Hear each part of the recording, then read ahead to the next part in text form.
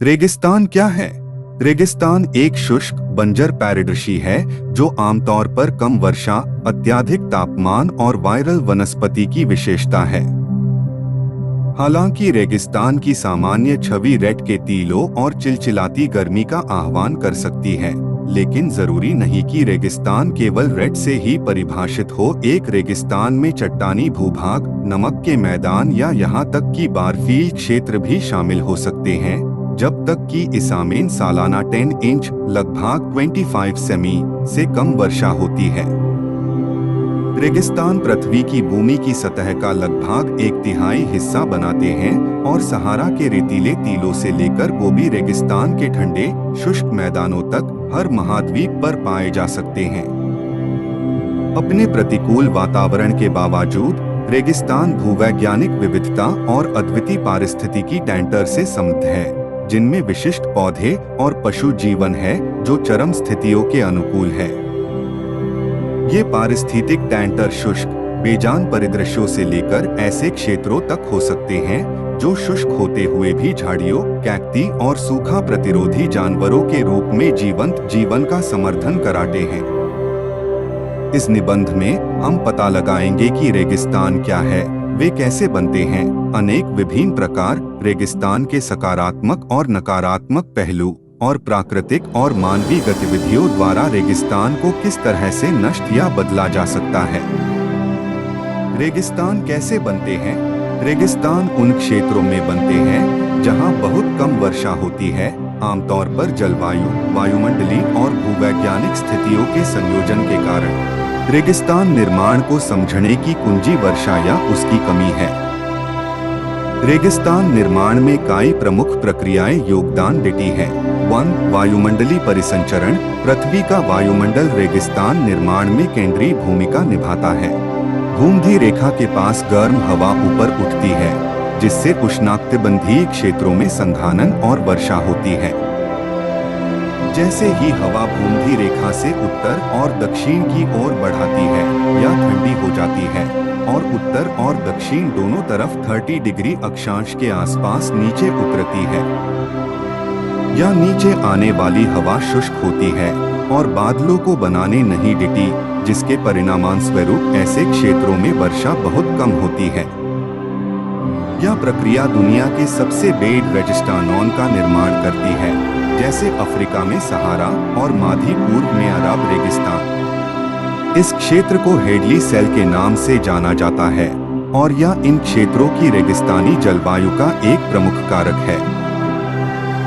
वर्षा छाया प्रभाव। वर्षा छाया तब होती है जब पहाड़ पास के समुद्र या जलाशय से नाम हवा के मार्ग को अवरुद्ध कर देते हैं। जैसे जैसे नाम हवा पहाड़ों की ओर बढ़ाती है, वह ऊपर उठाने के लिए मजबूर हो जाती है, ठंडी हो जाती है और सीमा के हवा की ओर बारिश या बर्फ के रूप में नामी छोड़ाती है। जब तक हवा पवन की ओर पहुंचती है, तब तक इसकी अधिकांश नामी समाप्त हो जाती है और यह शुष्क हो जाती है। यह शुष्क हवा रेगिस्तानी वातावरण के लिए परिस्थितियां बनाती है। इसका उदाहरण दक्षिण अमेरिका के अटाकामा रेगिस्तान में देखा जा सकता है, जो एंडीज पर्वत की वर्षा छाया में बना है। 3. ठंडी महासागरीय धाराएं। जहां ठंडी महासागरीय धाराएं प्रबल होती है, वहां समुद्र तट के किनारे भी रेगिस्तान बन सकते हैं। ठंडी समुद्री धाराएं अपने ऊपर की हवा को ठंडा कर देती है, जिससे हवा की नामी बनाए रखने की क्षमता कम हो जाती है। ठंडी हवा नामी धारण कराने में असमर्थ होती है, जिसके परिणामस्वरूप तट पर शुष्क स्थिति उत्पन्न हो जाती है, जो रेगिस्तान के निर्माण में योगदान करती है। दक्षिणी अफ्रीका में नामीब रेगिस्तान ठंडी बेंगवेला धारा के किनारे स्थित ताती रेगिस्तान का एक प्रमुख उदाहरण है। 4. आंतरिक स्थान। कुछ रेगिस्तान महाद्वीपों के आंतरिक भाग में बनते हैं, जो समुद्र या बड़ी हिल जैसे किसी भी महत्वपूर्ण नामी स्रोत से दूर होते हैं। नामी की आपूर्ति के लिए पर्याप्त जल निकाय के बिना इन क्षेत्रों में बहुत कम वर्षा होती है। एशिया में गोबी रेगिस्तान एक ऐसा रेगिस्तान है जो हिमालय की वर्षा छाया में बना है और महासागरों के प्रभाव से बहुत दूर स्थित है। नामी की कमी और ऊंची पर्वत श्रृंखलाओं से निकटता कठोर शुष्क परिस्थितियों में योगदान करती है।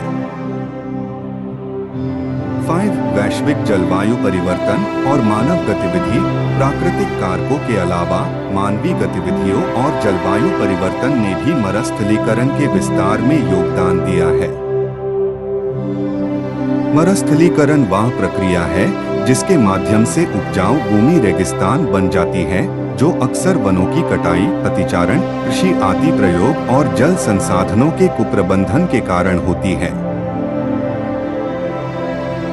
जलवायु परिवर्तन के कारण वर्षा के पैटर्न में बदलाव आ रहा है, जिससे सूखे की आवृत्ति और गंभीरता में वृद्धि हो रही है, जो आगे चलाकर मरुस्थलीकरण में योगदान देता है।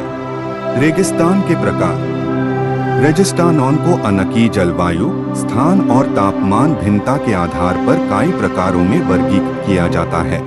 इसमें शामिल है 1 गर्म रेगिस्तान। ये रूढ़िवादी रेगिस्तान है जो अत्यधिक गर्मी और विशाल रेत के टीलों से जुड़े हैं। गर्म रेगिस्तानों में दिन का तापमान अक्सर 138 CH से अधिक हो जाता है और पूरे वर्ष बहुत कम या बिल्कुल नहीं वर्षा होती है।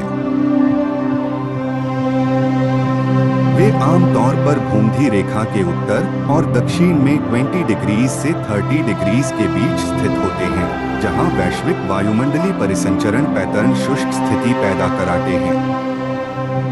उदाहरण: सहारा रेगिस्तान। अफ्रीका सहारा दुनिया का सबसे बड़ा गर्म रेगिस्तान है जो उत्तरी अफ्रीका के अधिकांश भाग में फैला हुआ है। यह अपने विशाल रेत के टीलों, चट्टानी पठारों और कभी-कभार नखलीस्तान के लिए जाना जाता है। गर्मी के महीनों के दौरान सहारा में तापमान 136 F58 CH तक पहुंच सकता है। कालाहारी रेगिस्तान। दक्षिणी अफ्रीका। इस रेगिस्तान में सहारा की तुलना में अधिक वर्षा होती है, लेकिन फिर भी यह काफी हद तक शुष्क है। यह मीराकेट्स और कालाहारी शेर जैसे अद्वितीय वन्यजीवों का घर है।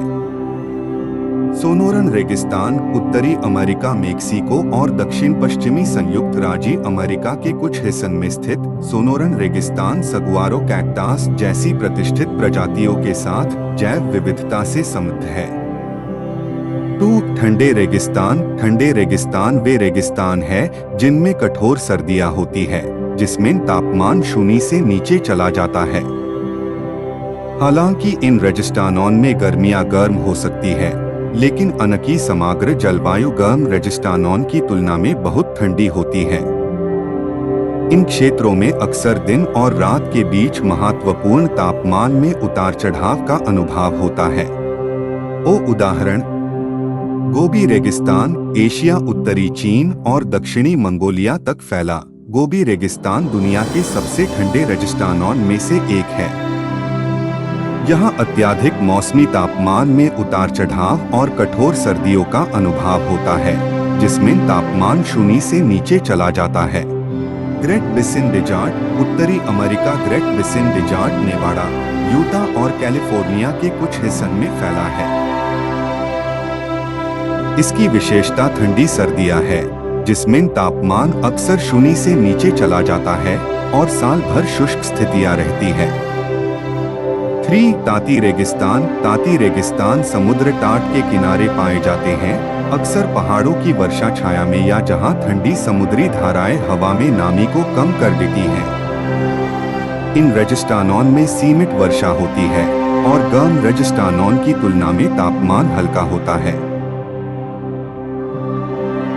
उदाहरण: अटाकामा रेगिस्तान। दक्षिण अमेरिका। पृथ्वी पर सबसे शुष्क स्थानों में से एक अटाकामा रेगिस्तान दक्षिण अमेरिका के पश्चिमी तट तक फैला हुआ है। यह ठंडी पेरू धारा से प्रभावित है, जो वर्षा वाले बादलों को बनाने से रोकती है। नामीब रेगिस्तान। दक्षिणी अफ्रीका। नामीबिया के अटलांटिक तट के साथ स्थित नामीब रेगिस्तान एक ताती रेगिस्तान है जो ऊंचे रेत के टीलों, शुष्क परिस्थितियों और ठंडी समुद्री धाराओं की विशेषता है। 4 अर्धशुष्क रेगिस्तान। अर्धशुष्क रेगिस्तान वास्तविक रेगिस्तान और अधिक समशीतोष्ण क्षेत्रों के बीच संक्रमणकालीन क्षेत्र है। इन क्षेत्रों में सामान्य रेगिस्तानों की तुलना में थोड़ी अधिक वर्षा होती है, जो अक्सर मौसमी बारिश के रूप में होती है। हालांकि वे अभी भी शुष्क है, वे अधिक वनस्पति और वेनी जीवन का समर्थन कर सकते हैं। उदाहरण मोजावे रेगिस्तान उत्तरी अमेरिका, दक्षिणी कैलिफोर्निया और नेवाडा में स्थित मोजावे रेगिस्तान जोशुआ पेड़ जैसी अनोखी पौधों की प्रजातियों का घर है। यहाँ वास्तविक रेगिस्तानों की तुलना में थोड़ी अधिक वर्षा होती है, लेकिन फिर भी आयसी शुष्क माना जाता है।